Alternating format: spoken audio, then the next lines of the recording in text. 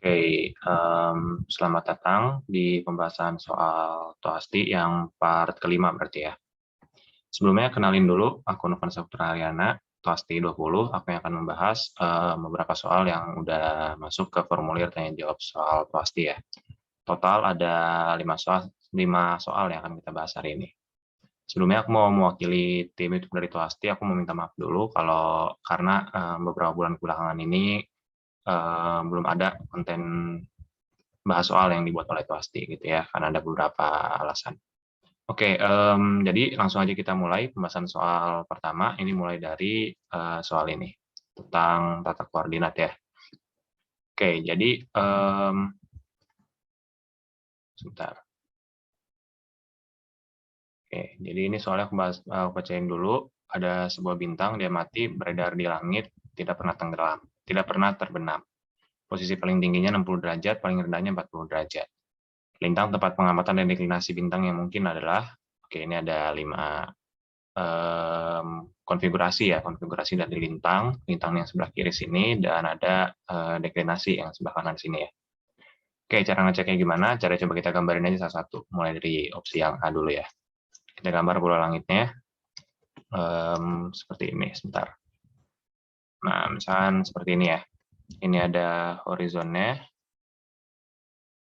Nah, terus di opsi pertama ini lintangnya itu 50 derajat lintang selatan. 50 derajat lintang selatan berarti kutub langit utaranya. Oh ya, ini kan horizon tadi nih ya. Sebentar, ini aku bikin titik utara dan selatannya dulu deh. Ini horizon pengamatnya. Nah, kalau 50 derajat lintang selatan itu maksudnya tuh kutub langit utaranya ada 50 derajat di bawah titik utara yang ada di horizonnya ini. Itu berarti kurang lebih di sini nih. Itu ya. Nah, ini kutub langit utaranya, ini kutub langit selatannya. Itu. Nah, ini lingkaran ekuatornya. Untuk cara bikin bola langitnya nggak akan aku bahas di sini ya. Di sini aku anggap kalian udah ngerti cara bikinnya. Nah, berarti kutub langit utaranya di sini, kutub langit selatannya di sini, lingkaran ekuatornya di sini. Nah, terus deklinasinya itu min 60 derajat negatif, berarti dia ke arah kutub langit selatan atau ke kutub langit utara? Ke kutub langit selatan ya, karena dia negatif. Kemudian 60 derajat, berarti tadi kan, sebentar. Tadi kan apa namanya, lintangnya 50 derajat lintang selatan, berarti dari sini ke sini itu 50 derajat. Begitu pula dari sini ke sini. Nah, terus dari sini ke situ itu harus 90 derajat. Maka sisanya dari sini ke sini itu berapa? 40 derajat ya, gitu. Jadi dari sini ke sini itu 40 derajat. Nah, terus bintang kita ini kan lintangnya 60 derajat, min 60 derajat. Berarti dia tuh 60 derajat ke arah KLS. Berarti karena dari sini ke sini 40 derajat, maka kita lebihin kira-kira 20 derajat, kira-kira di sini. Ini aku gambarin lingkaran edaran harian dari bintangnya nih ya. Nah, lingkaran edaran harian bintangnya kurang lebih seperti ini. Nah, kurang lebih seperti itulah ya. Itu dari sini ke sini jaraknya 60 derajat, yaitu deklinasi dari si bintangnya, gitu ya, min 60 derajat. Nah, terus gimana cara kita nentuin posisi tertinggi dan posisi terendahnya? Posisi tertinggi, lihat bintang ini lagi tinggi-tingginya tuh pas ada di sini ya, dan terendahnya pas ada di sini. Kita cari masing-masing tertinggi dan terendahnya deh. Pas tingginya dulu. Kita tahu kalau dari sini ke situ, sebentar. Dari sebentar. Dari sini ke situ itu sebesar 50 derajat. Karena tadi lintangnya itu 50 derajat lintang selatan. Nah, terus kita tahu dari sini ke sini itu tadi berapa? Besar deklinasinya 60 derajat. Kemudian dari sini ke sini itu harus 90 derajat. Maka sisanya dari sini ke sini ya 30 derajat gitu ya. Gitu. Karena 90 kurang 60 itu 30. Maka dari sini ke situ itu adalah 80 derajat gitu ya. Jadi di sini tinggi dari bintangnya itu 80 derajat. Jadi yang dari tadi kita omongin ini adalah tinggi bintangnya ya, dari sini ke situ. 80 derajat. Nah, jadi di sini kan soalnya bilang posisi paling tingginya 60 derajat. Ini tadi maksudnya tingginya mungkin ya. Tinggi bintangnya paling tingginya 60 derajat, sedangkan kita dapat tadi paling tingginya 80 derajat. Berarti udah jelas yang opsi pertama ini bukan kondisi yang memenuhi gitu ya, bukan kondisi yang mungkin. Jadi yang pertama ini bukan solusi. Dan kita cek kondisi kedua. Deklinasi, lintangnya 50 derajat lintang utara dan deklinasinya min 20 derajat. Coba kita ulang lagi dari awal lagi. Bikin bola langitnya dulu. Sebentar.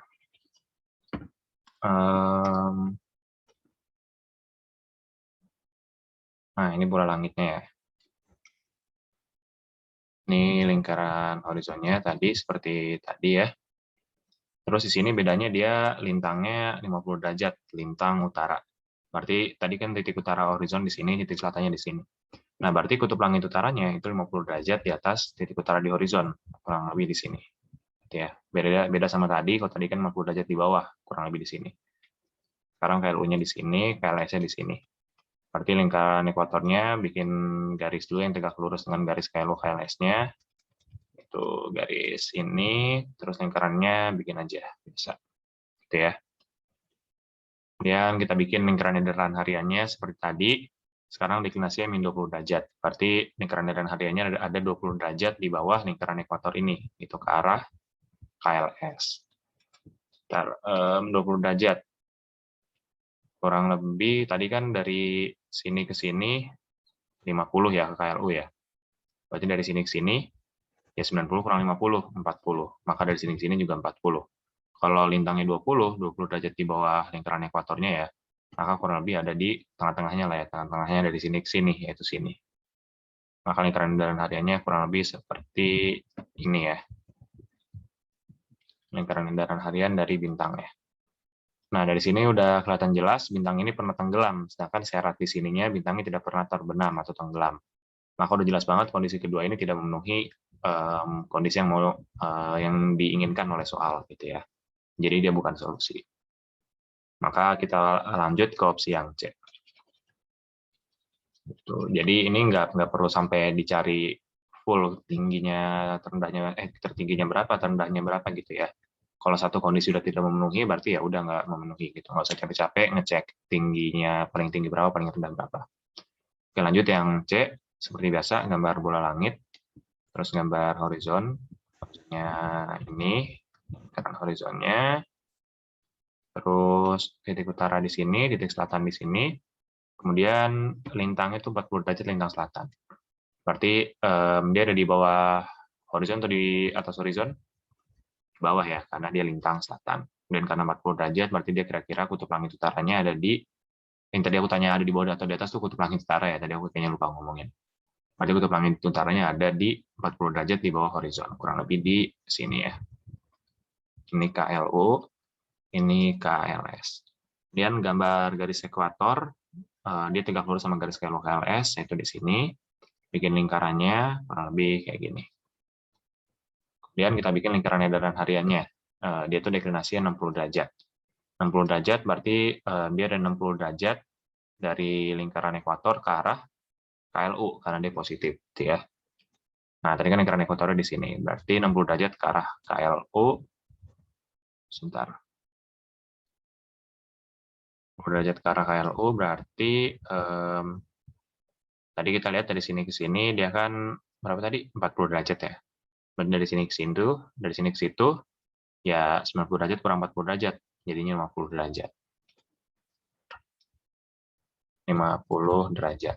Nah, tadi kan kita lingkaran edaran harian bintang kita 60 derajat dari lingkaran ekuator ke arah KLU. Berarti dia udah lebih dari ngelewatin titik U ini. Dari sini ke sini kan cuma 50 derajat. Kalau 60 derajat berarti lebih dikit, kira-kira segini ya. Kurang lebih kan lebih 10 derajat. Maka lingkaran edaran harian bintangnya ntar seperti ini nih. Ceritanya seperti itu ya. Maaf kalau gambarnya agak kurang bagus ini. Nah, kita lihat di sini dia sepenuhnya ada di bawah horizon. Kalau di bawah horizon berarti dia terbenam gitu ya. Dia malah nggak pernah muncul, selalu terbenam. Kita lihat nih ya, lingkaran daerah hariannya di situ. Lingkaran daerah harian, aku ingetin lagi, itu kan ada lingkaran di mana bintang itu bergerak dalam satu hari gitu. Jadi dia bintangnya bergerak-gerak aja di sini gitu ya, dalam 24 jam itu. Maka dia nggak pernah di atas horizon sama sekali, berarti dia nggak pernah muncul di horizon. Berarti dia argumen ini aja udah salah gitu ya. Berarti kondisi yang C juga nggak memenuhi kondisi yang dimauin oleh soal. Maka dia juga bukan solusi. Kalau gitu sekarang kita move on ke opsi yang D. Sebentar. Ya, fokus dulu. Kita move on ke opsi yang D. Seperti biasa, gambar dulu bola langitnya. Coba agak besar ya. Nah, tadi kan kecil-kecil mulu. Ini garis horizon, terus lingkaran horizonnya seperti biasa. Sebentar. Lingkaran horizon nih. Terus ini titik utara, ini titik selatan. Terus dia ini 50 derajat lintang utara. Berarti kutub langit utaranya ada di bawah horizon atau di atas horizon? Di atas ya, karena dia lintang utara. Kemudian ada berapa derajat di atas horizon? 50 derajat. Berarti kurang lebih di sini lah ya. Ini nggak perlu terlalu detail ya buat gambar ininya. Kurang apa namanya perkiraan aja. Estimasi, itu estimasi kasar aja. Ini KLU-nya di sini, KLS-nya di sini. Nah, terus bikin garis ekuator, dia tegak lurus sama KLU KLS. Kurang lebih di sini ya. Tuh, bikin lingkaran ekuatornya kurang lebih seperti ini. Sekarang kita bikin lingkaran edaran harian dari bintangnya. Kita lihat deklinasi 80 derajat. Berarti jarak lingkaran edaran hariannya sebesar 80 derajat dari lingkaran ekuatornya. Ke arah mana? Ke arah KLU atau ke arah KLS? Ke arah KLU ya, karena dia positif. 80 derajat. Berarti kurang lebih segini nih. Nah, kayaknya lebih tinggi lagi deh. Sebentar. Ya, anggaplah segini lah ya. Anggap segini. 80 derajat. Nah, berarti terendahnya dia sebentar. Nah, terendahnya dia di sini, tertingginya di sini. Coba kita cari yang pas terendah dulu deh. Kita tahu dari sini ke situ sudutnya sebesar 50 derajat, gitu ya. Karena lintangnya kan 50 derajat. Dari U ke LU kan ya jarak lintangnya aja, besarnya sebesar lintang. Dan terus kita tahu dari sini ke situ sebesar deklinasi bintangnya, yaitu 80 derajat. Nah, dari sini ke situ, KLU ke sini nih, ke ujung lingkaran ekuator, atau ke setiap titik di lingkaran ekuator itu kan sebesar 90 derajat. Maka dari sini ke sini, ya 90 kurang 80 ini, yaitu 10 derajat. Gitu ya. Yang fokus dulu, sebentar. Nah, maka dari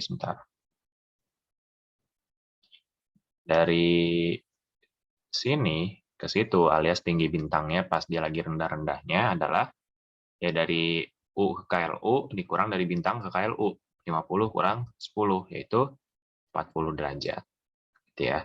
Dia terendahnya tingginya 40 derajat, tinggi dari horizon 40 derajat. Berarti dia memenuhi kondisi yang ini. Dan dia juga lingkaran edaran hariannya nggak pernah tenggelam tuh ya, selalu di atas ekuator, selalu di atas horizon terus. Berarti dia juga memenuhi syarat yang ininya. Dan sekarang kita cari posisi tertingginya ya. Tadi terendahnya 40 derajat. Kemudian kita tahu dari sini ke situ 10 derajat. Dari sini ke situ 10 derajat, dan otomatis dari KLU ke posisi tertingginya juga 10 derajat gitu ya. Karena dari sini ke situ sama sini ke situ kan pasti sama. Maka dari titik U ke posisi tertingginya, yaitu di sini, ya 40 tambah 10 tambah 10 lagi, yaitu 40 tambah 10 tambah 10, 60. Jadi tertingginya 60 derajat. Maka dia memenuhi kondisi di soal. Tertinggi 60 derajat, terendahnya 40 derajat. Maka jawabannya yang D, gitu ya. Jadi buat soal yang ini dapat jawabannya yang D. Gitu. Akhirnya dapat juga ya. Ya agak panjang memang caranya. Jadi seperti itu. Untuk soal ini, saran dari aku sih, gambarin aja dulu. Kalau misalnya ketemu soal-soal kayak gini tuh, soal-soal takor gitu ya, astronomi bola, takor, tata koordinat, gambarin aja kondisinya. Biar lebih mudah bayanginnya. Oke, kalau gitu lanjut soal berikutnya. Bentar. Nah, soal berikutnya tentang mekanika nih ya. Aku bacain dulu. Pada ketinggian berapakah dari permukaan bumi sebuah satelit geostasioner harus diletakkan? Dikasih tahu masa bumi itu 6 kali 10 pangkat 24 ini maksudnya ya. Ini maksudnya tuh 6 kali 10 pangkat 24 kilogram, masa satelit 1 ton, dan radius bumi 6378 km, 6378 km. Oke, di sini tuh kata kuncinya ada di sini, geostasioner. Geostasioner maksudnya apa? Maksudnya periode orbit dari satelitnya sama kayak periode orbit dari bumi, gitu ya. Jadi seiring bumi bergerak nih, satelit itu kayak ngikutin gitu barengan gitu. Kayak misalkan sekarang satelitnya ada di atas Indonesia. Ya udah gitu, pas buminya bergerak dia ada di atas Indonesia terus gitu. Misalkan lebih spesifik deh, dia di atas Jakarta satelitnya. Ya selama bumi berputar dan satelit itu bergerak, dia selalu ada di atas Jakarta terus gitu. Dia nggak kemana-mana karena periodenya tetap. Itu maksud dari satelit geostasioner. Di situ untuk digunakan untuk keperluan komunikasi gitu ya, karena kan posisi tetap. Nah, berarti ya kita udah tahu kalau periodenya sama dengan periode rotasi bumi, 24 jam. Atau kalau mau jadi detik, berarti 24 kali 3.600 detik. Yang dicari ketinggiannya gitu ya. Kita cari aja dulu deh jarak dia dari pusat buminya, jarak satelit dari pusat buminya. Kita ingat hukum Kepler ketiga. Di sini aku gambarin dulu deh model pergerakan satelitnya. Jadi ceritanya ini ada bumi, terus ini ada satelit yang mengorbit gitu ya. Nah, jarak dari orbit satelit ini ke pusat bumi itu bisa kita misalin sebagai A, dan periode orbitnya P ini ya. Nah, maka menurut hukum Kepler 3, Kepler tuh P-nya 2 yang salah ya. Kepler 3, dia bilang kalau A-nya pangkat 3 dibagi periodenya kuadrat sama dengan G kali massa benda yang diorbit dibagi 4pi kuadrat gitu. Ini sebenarnya massa di sini tuh bukan massa yang diorbit, sebenarnya massa total dalam sistem tersebut. Tapi untuk kasus ini kita anggap massa yang diorbitnya yaitu massa bumi gitu ya. MB gitu massa bumi. Nah, jadi jarak orbit satelit ke pusat buminya pangkat 3 dibagi periode orbitnya kuadrat sama dengan G kali massa bumi per 4pi kuadrat. Kalikan P kuadrat dua ruas, dapat kalau A pangkat 3 sama dengan G massa bumi P pangkat 2 per 4pi kuadrat. Akar pangkat 3 ini keluar ruas, dapat kalau A sama dengan akar pangkat 3 dari G kali massa bumi kali periode kuadrat dibagi 4pi kuadrat. Sekarang tinggal bagian hitung-hitungan aja ya. Bagian hitung-hitungan aku rasa paling gampang dari ngerjain soal ini, karena itu kan ya cuma masukin kalkulator aja. G-nya aku tulis G aja, ini kan bisa pakai kalkulator ya buat masukin konstantanya. Jadi kalkulator, M-nya pakai massa bumi, yaitu dikasih di soal 6 kali 10 pangkat 24 kali periodenya, tadi 24 kali 3.600, jangan masukin 24 jam ya, karena kan kalau kita masukin ke rumus seperti ini, persatuannya persatuan internasional, jadi kita ubah ke detik dari periodenya. Dibagi 4pi kuadrat. Ini tinggal dihitung aja, kalau dihitung, coba sebentar aku hitung dulu pakai kalkulator ya. Oh, sorry, tadi aku ini agak lupa naruh kuadrat di sini ya, harusnya kan periodenya kuadrat. Oke, coba aku lanjut hitung pakai kalkulator dulu ya. Oke, aku udah hitung pakai kalkulator, aku dapat jawabannya tuh 4,2306 kali 10 pangkat 6 meter. Ya. Berarti jarak orbitnya dia ke pusat bumi segini meter. Nah, yang tanya kan ketinggian. Ketinggian kan berarti dari permukaan bumi. Nah, dari sini ke sini tadi kita tahu besarnya itu A, sedangkan kita tahu kalau dari sini ke permukaan bumi itu jari-jari bumi. Gitu ya, misalin R. Nah, yang tanya kan dari permukaan bumi ke sininya, misalkan H. Maka kalau kita lihat dari ilustrasi yang udah aku gambarin di sini, H-nya adalah ya A-nya min R. Ya, karena kita tahu kalau A itu sama dengan R tambah H. Maka H-nya sama dengan A-nya di sini. Ini kalau kita ubah biar gampang, kita ubah ke ini aja ya, ke kilometer. Berarti kita bagi dengan 1000 gitu ya, kan dari meter kilometer bagi 1000. Ntar jadinya 4,2306 kali 10 pangkat 3 kilometer. Atau kalau lebih enak jadinya 4230,6 kilometer ya, gitu. Bentar, benar nggak ya?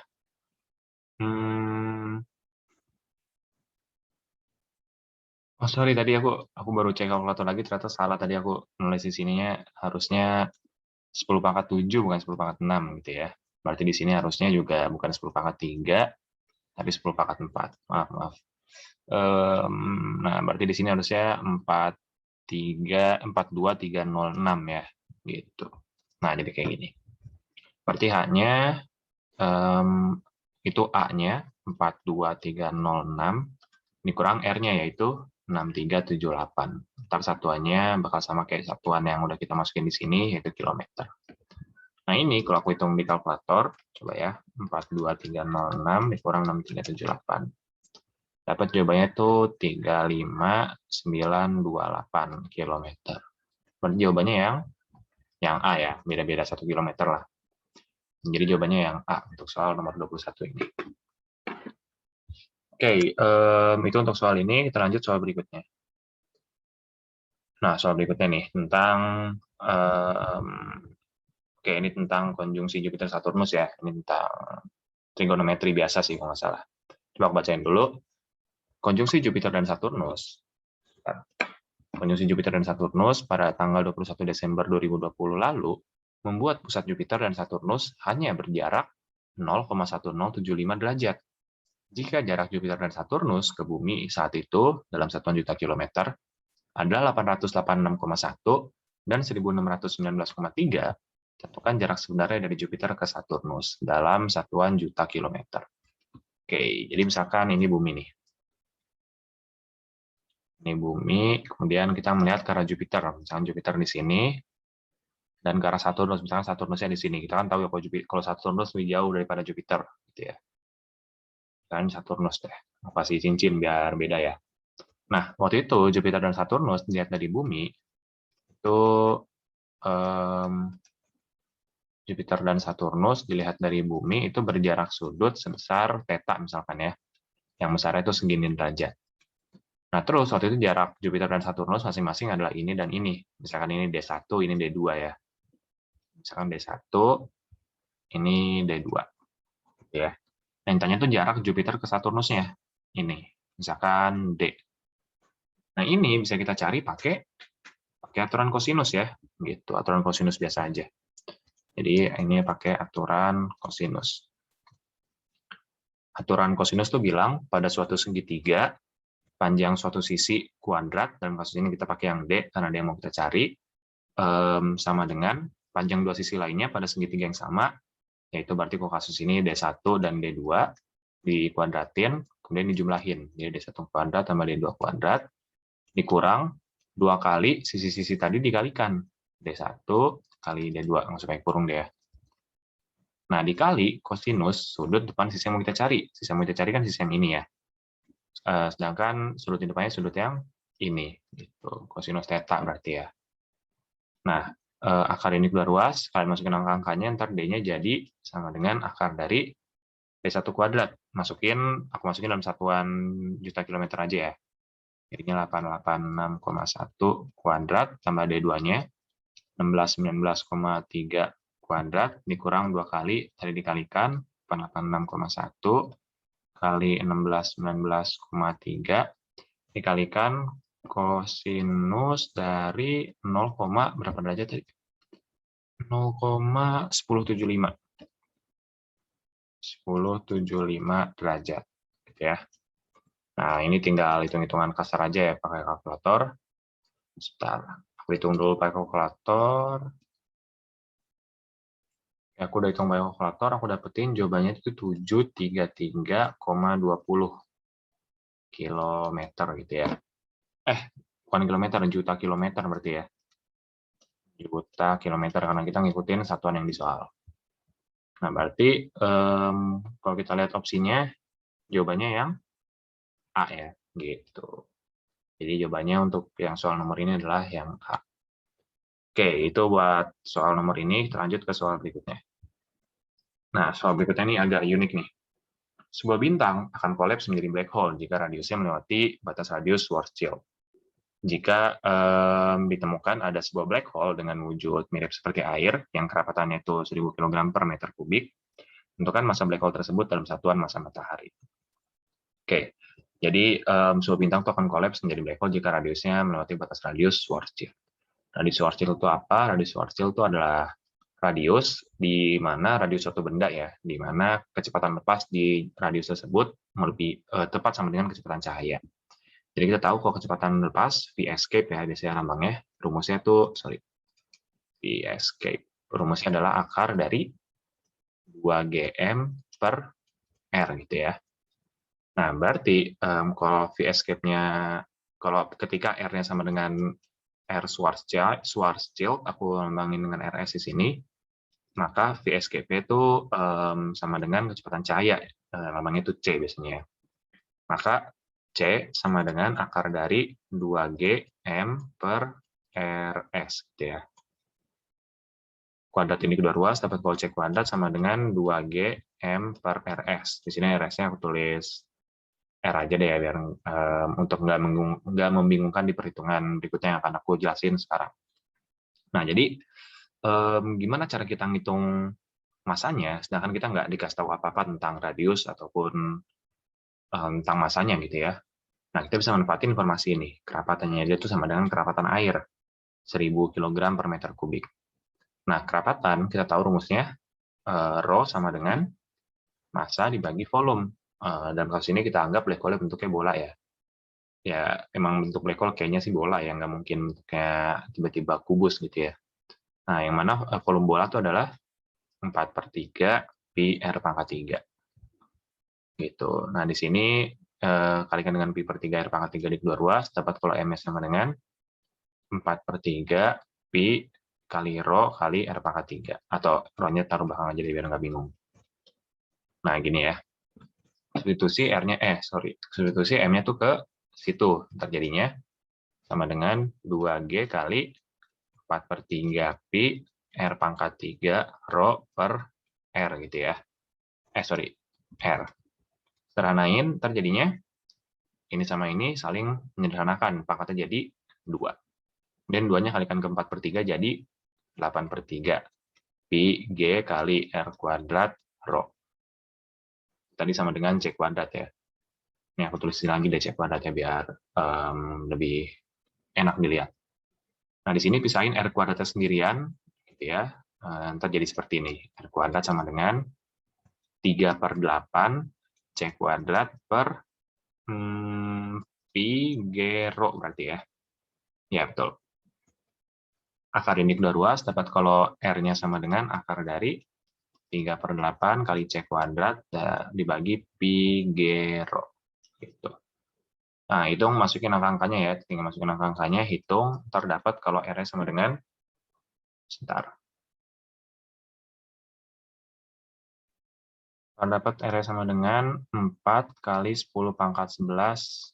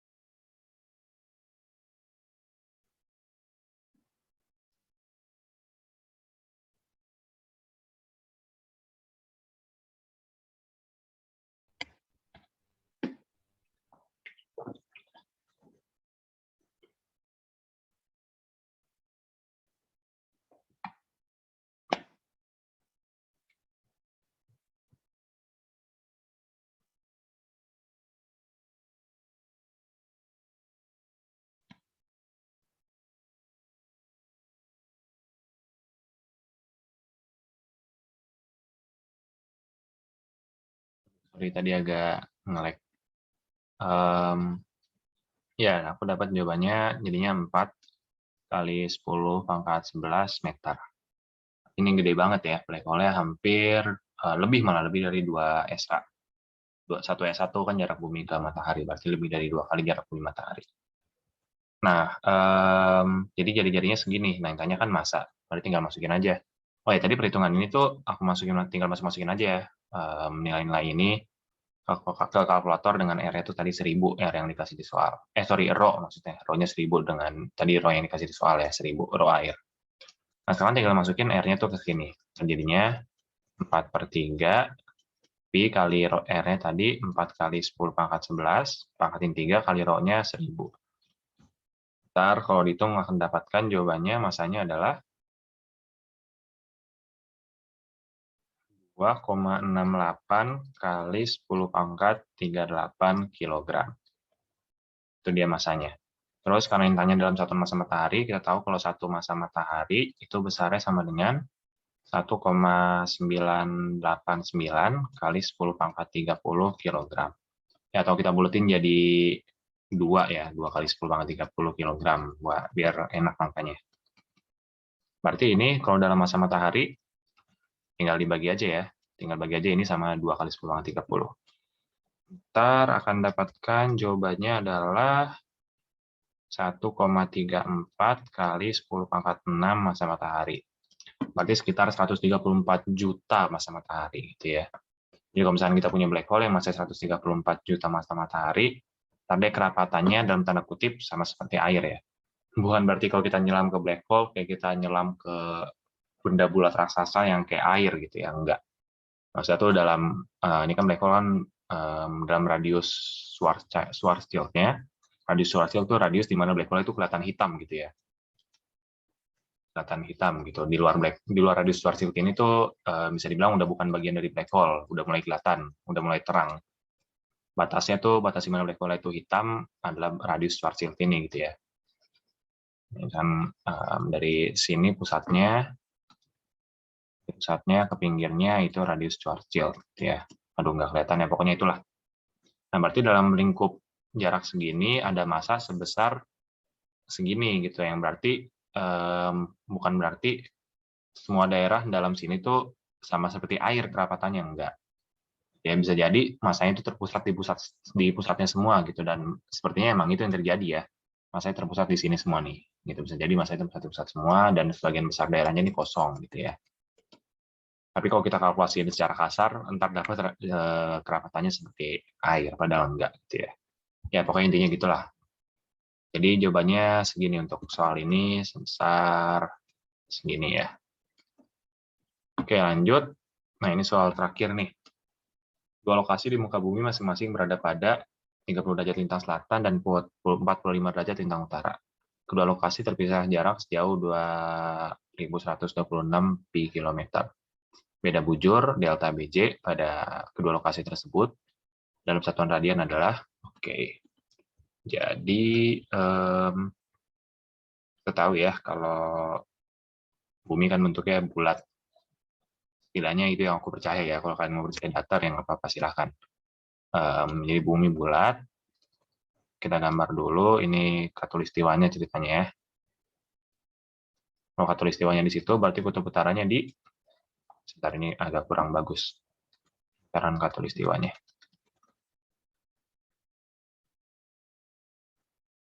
Nah, kutub utaranya di sini gitu ya.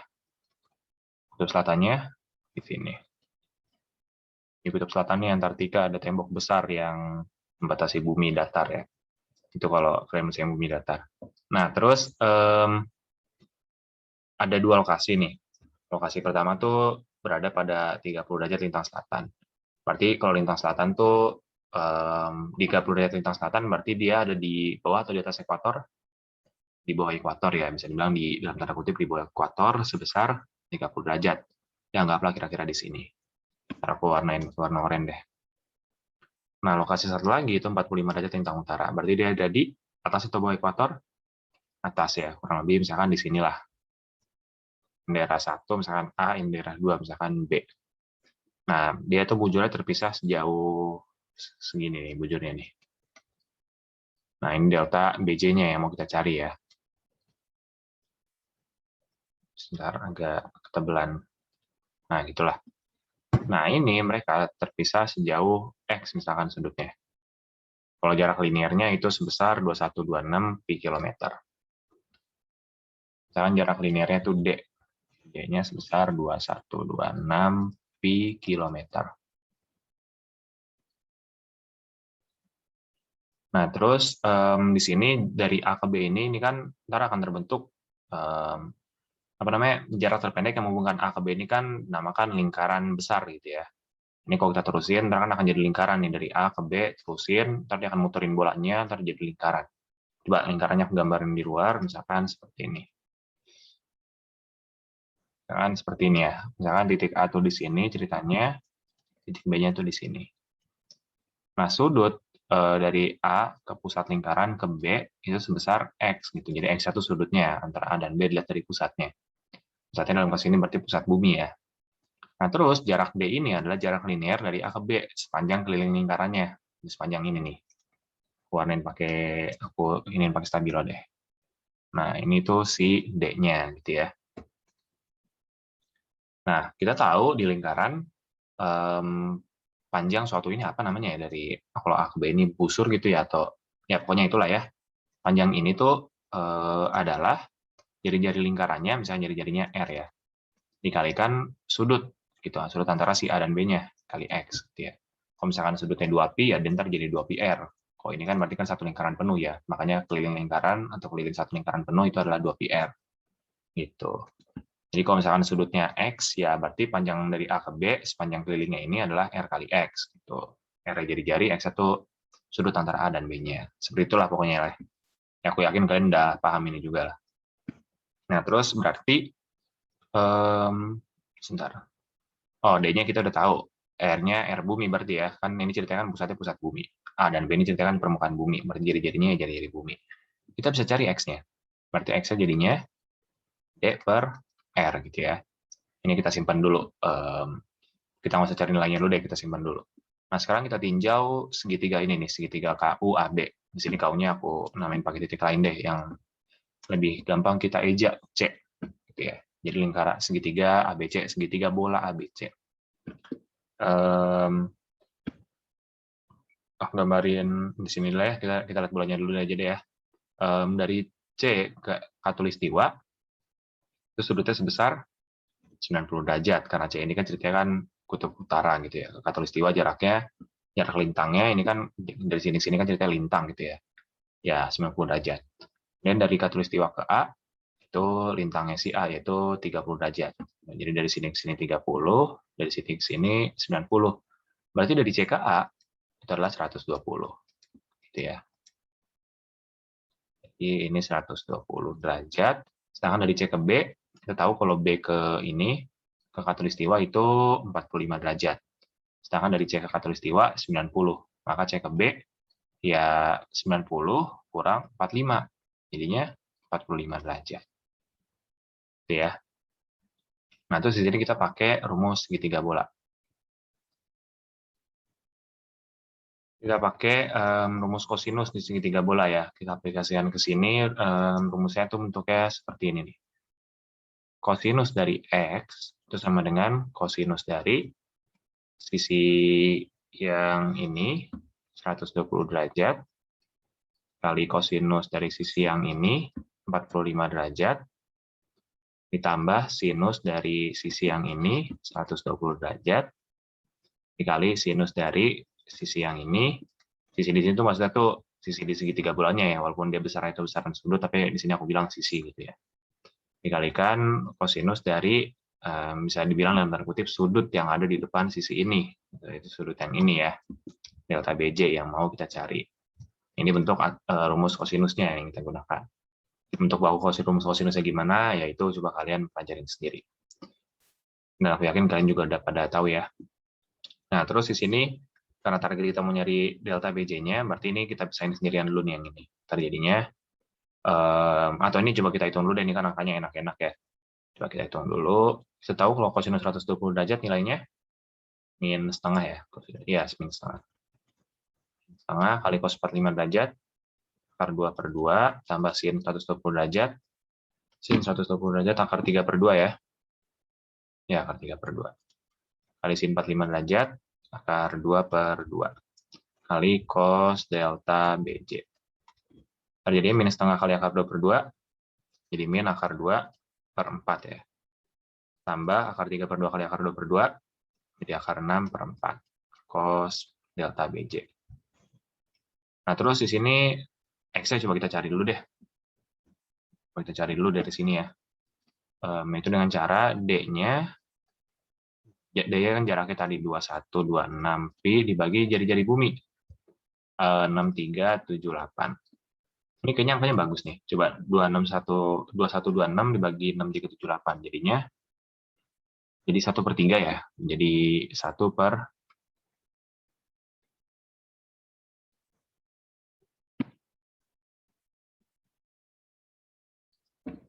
Sorry, tadi agak nge-lag lagi. Ini jadi 1/3 pi ya. Itu berarti dari X 1/3 pi, atau kalau dalam derajat 1/3 pi jadinya 60 derajat ya. Berarti di sini sama dengan cos 60 derajat. Itu X 60 derajat. Cos 60 derajat sekalian aja kita masukin angkanya, yaitu setengah ya. 1/2. Yang ini pindahin ke situ, alias kita jumlahkan dengan akar 2/4 dikeluar ruas, terdapat kalau akar 6/4 cos delta BJ sama dengan 1/2 tambah akar 2/4. Gitu ya. Terus kali dengan akar 4 bagi dengan akar 6 dikeluar ruas, dapat kalau cos delta BJ sama dengan 4/6 kali 1/2 tambah akar 2/4. Gitu ya. Ini mau kalian lebih sederhanakan lagi juga nggak apa-apa, tapi di sini langsung aku pakai kalkulator aja ya buat nyari delta BJ-nya. Delta BJ-nya tinggal cari pakai kalkulator aja, berarti cos inverse dari ini ya. 4/6 kali 1/2 tambah akar 2/4. Kalau di kalkulator, ntar aku dapat jawabannya tuh, sebentar. Tadi aku udah coba hitung pakai kalkulator, dan aku tuh nggak nemu jawabannya, karena ternyata nilai ini tuh lebih dari 1 ya. Coba kita sederhanain dulu deh, biar lebih kelihatan. Apakah benar lebih dari 1 atau enggak. Sekarang jadinya 4/6 kali 1/2, ini kan bisa tulis sebagai 2/4 ya. 1/2 kan 2/4. Bisa tulis jadi 2 tambah akar 2/4. 4 dan 4 saling membagi, tersisa 2 tambah akar 2 per akar 6. Kali akar 6 di pembilang dan penyebut, ntar jadinya pembilangnya jadi 2 akar 6 tambah akar 12 ya, dibagi 6. Ntar jadinya 2 akar 6, ya 2 akar 6 aja, tambah, sorry, akar 2 tambah kali akar 6, ini kan bukan akar 16, sorry, akar 12 harusnya ya. Agak fokus nih. Akar 12 gitu ya. Nah, kita tahu 12 kalau akar 12 kalau disederhanain jadi 2 akar 3 ya. Dibagi 6, ntar jadinya akar 6 tambah akar 3 per 3 gitu. 2 dan 6 di sini masing-masing saling menyederhanakan jadi seperti ini. Nah, kita tahu kalau akar 6 tambah akar 3 akar 6 tambah akar 3 itu pasti nilainya lebih dari 3 gitu ya. Ya biar coba biar membuktikan, ini coba aku hitung manual pakai kalkulator. Akar 6 tambah akar 3 ini kalau di kalkulator hasilnya tuh 4,1815. Bagi 3 pasti hasilnya lebih dari 1 gitu ya. Dan kita tahu kalau kosinus itu kan nilainya selalu di antara kosinus suatu sudut misalkan X gitu ya. Karena selalu di antara -1 dan 1 gitu ya. Sedangkan kita dapat di sini dia lebih besar dari 1. Maka ini tidak ada solusi yang memenuhi gitu. Jadi delta BJ-nya tidak ada. Mungkin kemungkinan ada yang salah mungkin di soalnya ya. Tentang angkanya atau gimana, tapi tadi aku juga udah cek ulang. Harusnya sih udah betul semua ya. Yang tadi kita hitung tuh harusnya udah betul semua. Kayaknya emang nggak ada jawabannya. Mungkin nanti kalau misalnya aku terpikir tak ada jawabannya, nanti aku taruh di kolom komen deh. Ya, kayaknya untuk sekarang kita cukupin sampai di sini dulu kayaknya, karena ini tidak ada jawaban. Oke, jadi begitu untuk pembahasan soalnya. Ini juga soal terakhir yang akan kita bahas untuk part kali ini, part kelima.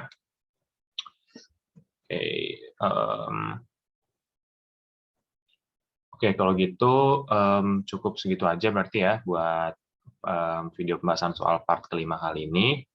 Kalau kalian punya soal-soal yang ingin tanyakan atau punya kebingungan-kebingungan gitu ya di soal-soal yang berhubungan dengan astronomi tentunya, kalian bisa langsung isi aja formulir tanya jawab soal Toasti yang ada di bio Instagram Toasti ya, di Toasti official. Ya pokoknya nanti aku taruh di komen deh Instagram dari Toastinya. Aku taruh di description box ya. Terus ya cukup sekian, kurang lebihnya mohon maaf. Jangan lupa untuk like, comment, dan subscribe. Sampai jumpa di video berikutnya.